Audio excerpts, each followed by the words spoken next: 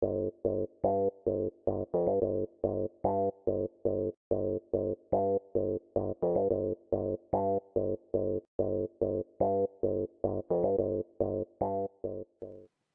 sujets du Royaume de France, chers amis chevaliers, bienvenue sur la chaîne de l'Aventurier Catholique. Je vous avais promis un live ce soir en double avec mon ami Pierre Aubry. Et Pierre Aubry est excusé, il est pris par des affaires familiales, donc c'est reporté. Alors soit à demain, soit à après-demain. Quoi qu'il en soit, ça m'a permis de découvrir comment on organisait ce type d'événement, sur quelle plateforme il fallait aller. Bon, donc rien n'est perdu, c'est partie remise. Pierre Aubry est un ami catholique, profondément catholique, avec une vraie foi profonde. L'intérêt de ce live à deux, c'est que nous ne sommes pas exactement sur la même longueur d'onde, on va dire, nous y sommes, mais au même degré de compréhension des choses. Voilà. Moi, j'affirme depuis quand même quelque temps que Bergoglio n'est pas pape pour les raisons que l'on sait, hein, hérésie et apostasie. Lui n'affirme pas encore qu'il n'est pas pape, il en est à dire c'est le faux prophète. Il a cheminé, il chemine, il n'est pas encore totalement dans la tradition, il est encore dans le Novus Ordo. L'intérêt, c'était justement de confronter des points de vue, de voir comment lui voit les choses, comment il entend nous les expliquer. C'était plus intéressant que si nous étions tous les deux exactement d'accord à dire exactement la même chose. Voilà, donc partie remise, soit demain, soit après-demain. Le titre de la vidéo était La vraie modernité, c'est le Christ. Voilà. Et nous aurions débattu autour de ce thème qui ouvre évidemment beaucoup de portes. Et le Christ et non pas Aya Nakamura. Voilà, qui incarne la modernité de la décadence de nos élites. Ce qui est tout à fait pléonasmique, hein. Modernité et décadence pour eux, c'est du pareil au même. Voilà, Aya Nakamura, mon fils, avec un petit sourire narquois, a voulu me faire découvrir. Alors, je précise que lui n'est pas tellement adepte non plus, hein, ayant été formé par moi, ayant lu quelques classiques dès l'âge de 13 ans. Je lui ai fait lire du livre que beaucoup d'entre ces modernes élites n'ont jamais lu. Et il nous a fait hurler du Aya Nakamura sur son enceinte avec son petit sourire. Voilà. Bon, et on a tenu 3 minutes à écouter cette bouse épouvantable. Alors, non, ce n'est pas du racisme que d'affirmer qu'Aya Nakamura, c'est la quintessence de la vulgarité, de l'obscénité et du déclassement culturel de cette civilisation en phase terminale et les deux pieds aux portes de l'enfer. Puisque rien dans du Aya Nakamura n'élève l'âme vers le beau, le transcendant. Ça va de soi. Dites-moi le contraire et prouvez-moi le contraire. C'est vraiment la marchandisation de la culture au clic, la culture au kilo, de ces élites décadentes qui, en plus, en profitent pour déclasser le peuple. Qu'est-ce qui empêche à ces élites d'éduquer le peuple à Debussy, à Mozart, à Vivaldi, et en chanson, eh bien, pourquoi pas à Brel, à Brassens, voilà. S'il y a des degrés dans l'art, on va dire, un art un petit peu moins artistique, un art un petit peu moins artistique, bon, euh, étant donné que ces arts, que ce soit de Brassens à Debussy, respectent les codes musicaux, les codes de la matière, du vocabulaire avec lequel on s'exprime, et ce n'est pas le cas d'Aya Nakamura. Alors, s'il y a des degrés dans l'art entre ces différents artistes, entre Vivaldi et Brassens, il n'y a pas un degré artistique entre Vivaldi et Aya Nakamura. Là, il y a clairement une rupture. Là, on s'enfonce dans les 22e sous-sols infernaux. Car Aya Nakamura ne respecte ni les codes de la musique, hein, c'est une vague rythmique zouk, j'y connais rien en musique, mais il n'y a pas besoin de sortir de la cuisine à Jupiter, comme dirait Coluche. J'écoute du Debussy en écrivant du Vivaldi ou la flûte enchantée ou de l'Albinoni, les adagios d'Albinoni en écrivant, ou j'écoute de la très bonne chanson française. Ça respecte les codes. Alors, vous pouvez classifier ça dans les degrés que vous voulez, hein. C'est comme dans la littérature. Il y a de la littérature plus philosophique, plus poétique, et puis euh, il y a le mode d'emploi du lave-vaisselle qui respecte les codes de la langue et du langage. Même le mode d'emploi du lave-vaisselle est plus culturel, culturisant que Aya Nakamura, excusez-moi. Bon, c'est un fait, c'est factuel. Alors je me permets un petit coup de gueule, comme j'en ai l'habitude, vous êtes habitués maintenant. J'en peux un peu plus, je vous avoue, peut-être arrêter ces vidéos.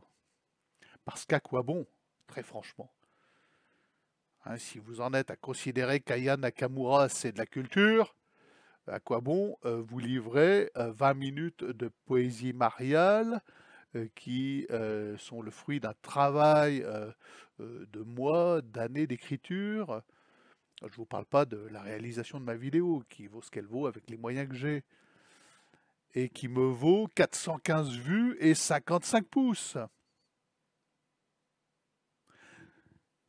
415 vues, c'est-à-dire qu'il y a 415 personnes qui sont allées voir ma vidéo. Sur ces 415, il y en a, on va dire, les deux tiers qui ont fait une moue. Voilà. Oh zut, c'est pas du Aya Nakamura.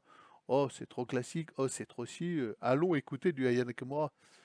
Il y en a 55 qui ont fait l'effort de coller un pouce.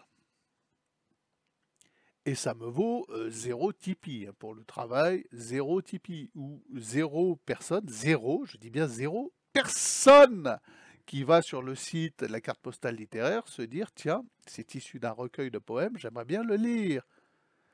Parce que c'est inspiré de Peggy, c'est inspiré de Joachim du Bellay, c'est inspiré de Rimbaud, il y a du Rimbaud, c'est inspiré d'Apollinaire. Et donc j'aimerais bien avoir la suite. Donc la modernité, c'est pas ce qui nous enterre dans les fins-fonds de l'enfer avec quelque chose qui n'est même pas de la contre-culture. Aya Nakamura, ce n'est même pas de la contre-culture, c'est de l'anti-culture. De l'anti-culture. C'est anti-culturel, c'est antéchrist. Non seulement ça n'élève pas, comme le Christ là, devant vous, vers l'éternité, ça ne transcende pas l'esprit, mais ça le fait sombrer dans les méandres infernaux de la décadence et de la déchéance. Et non, ce n'est pas du racisme que de l'affirmer. Ce n'est pas du racisme que d'affirmer cela, évidemment. Donc les amis, vais-je continuer? À quoi bon? Sur cette chaîne, quand on vous propose des élans qui élèvent, des élans aventureux ou des élans artistiques qui élèvent, il y a 5 abonnés qui réagissent, qui adhèrent au programme et au projet, qui se disent « Mais oui, c'est le temps de la chevalerie, les amis. Allons-y, 5 abonnés !» Et quand on vous propose 20 minutes de poésie, et sans me vanter, je sais que ça vaut quelque chose, je connais la valeur de ces poèmes. Quand on vous propose 20 minutes de poésie, les gens baissent la tête et retournent à Aya Nakamura, dans l'ensemble. Alors, je vais avoir des commentaires, « Ah bah non, pas moi. Ah bah non, pas moi. » J'aurai peut-être plus que 5 commentaires qui me diront « Ah non, pas moi. » Mais moi, je suis à 2 doigts, quand je vois ça, quand j'entends ça, et quand je constate ce que je constate, de prendre mon petit dériveur intégral et d'aller me dorer la pilule sur une plage de sable fin. Et après moi, le déluge. Comprenez bien. Alors c'est pas de la jalousie, j'en ai rien à cirer qu'Aya Nakamura fasse des milliards de vues, rentre des millions d'euros. pour étaler ses appâts, A2PAS, ces appâts d'une vulgarité, c'est la personne physique, sa gestuelle, son attitude, c'est de l'obscénité. On touche même une actrice porno, même Brigitte Lahaie au sommet de son art pornographique n'était pas aussi vulgaire, aussi décadente que ça. Et on interroge tous les bobos, là j'ai vu un micro-trottoir, ah mais c'est bien, c'est une Française, c'est la représentante de la France, c'est normal, puis elle fait des milliards de vues, donc qui sommes-nous pour juger? Voilà où en est l'esprit critique des Français, qui sont capables de prendre leur 6e piqûre à effet intersidéral cosmique, et définitif d'ailleurs, comme effet, quand on compte les morts. Et qui y retourneront quand on leur dira d'y retourner. Et moi, je dis, bah, à quoi bon? Là, franchement, à quoi bon? À quoi bon se fatiguer à vous parler tous les jours? Alors, je parle à 5 camarades. Mon énergie à vous parler de Jésus-Christ, lumière du monde, seule modernité possible. Parce que, pourquoi c'est moderne? Parce que ça nous actue dans notre éternité. Ça nous fait grandir dans notre humanité, ça nous actue dans notre éternité. Est-ce que c'est le cas d'Aya Nakamura? Je vous le demande. Alors vous comprenez que je suis un peu énervé quand même. Un petit peu énervé devant le spectacle actuel du monde. Je vous fais une vidéo pour Pâques, je perds 3 abonnés. Une vidéo pour vous dire le Christ est ressuscité, c'est la lumière du monde, je perds 3 abonnés. C'est le tarif. Et pendant ce temps, Aya Nakamura fait des milliards de vues. Et on dit, oh c'est génial.